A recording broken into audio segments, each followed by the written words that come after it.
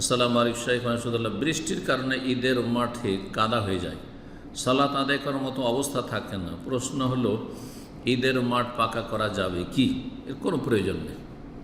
যদি কাদা হয়ে থাকে, বৃষ্টি থাকে, মসজিদে সালাত পড়বেন। নবী সাল্লাল্লাহু আলাইহি ওয়াসাল্লাম মসজিদে পড়েছেন। আর আপনি একটা মোটা অঙ্কের আপনি টাকা পয়সা খরচ করবেন, আপনি ঈদের ময়দান পাকা করার জন্য হয়তো বিশাল ময়দান, সে টাকা কয়েকটি মসজিদ হয়ে যাবে।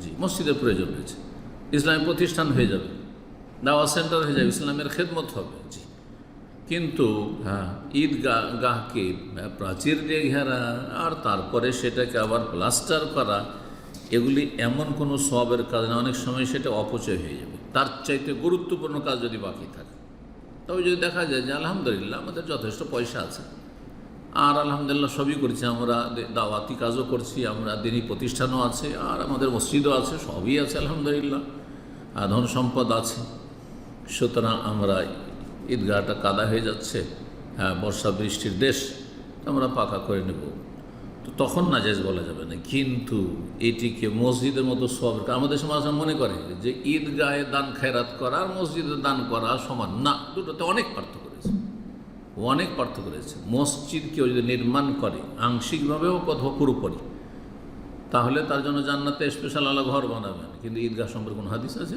না। এটা কল্যাণমূলক কাজ, ঈদগাহে বেশি এইসব খরচ করার না। খোলা ময়দানে ঈদ পড়বেন, এটাই হচ্ছে সুন্নাহ।